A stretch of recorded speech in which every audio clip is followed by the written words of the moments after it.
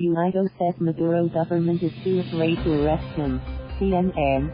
Juan Guaido says he remains a free man because the Venezuelan government of Nicolas Maduro is afraid of the consequences of arresting him. Because they are scared. Those that try to spread or generate a perception of control are the ones that don't have it, Guaido said in an interview with CNN. His comments came just hours before one of his closest allies was arrested by security forces with Venezuela's intelligence agency, known by the Spanish acronym, SEBIN. Edgar Zambrano was detained outside of his Democratic Action Party headquarters Wednesday evening, according to pro-government and opposition leaders in Venezuela. A CNN crew in the Caracas neighborhood of La Florida witnessed Zambrano's car being confiscated by 9 hooded SEBIN officers. Guaido tweeted that the Maduro government has kidnapped the vice president of the opposition-controlled National Assembly. They are trying to break up the body that represents all Venezuelans, but they will not achieve it. He tweeted.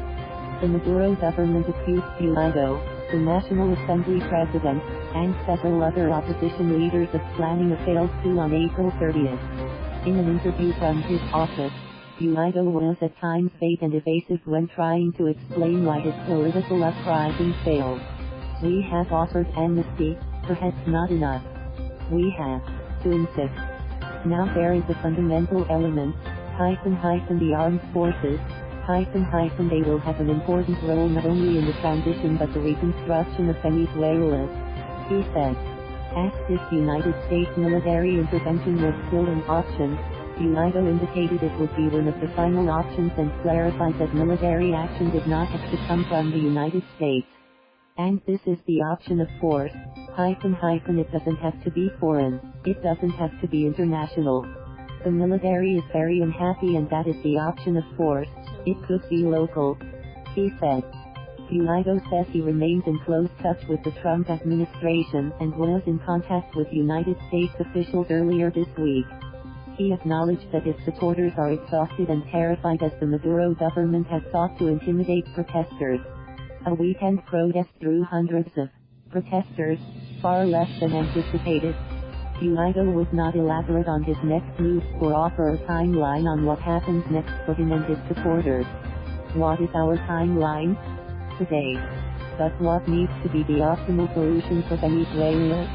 The one that generates the least social cost, the one that will secure stability and governance, that we will be able to tend to the humanitarian crisis and be able to produce truly free elections, he said.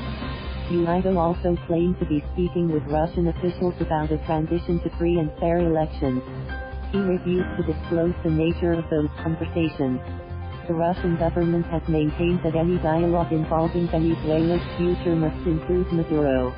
I think that if there is anyone that has this clear today that there is no future are the Russians with Nicolas Maduro.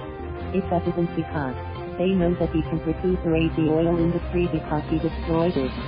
He indebted it, Guaido said.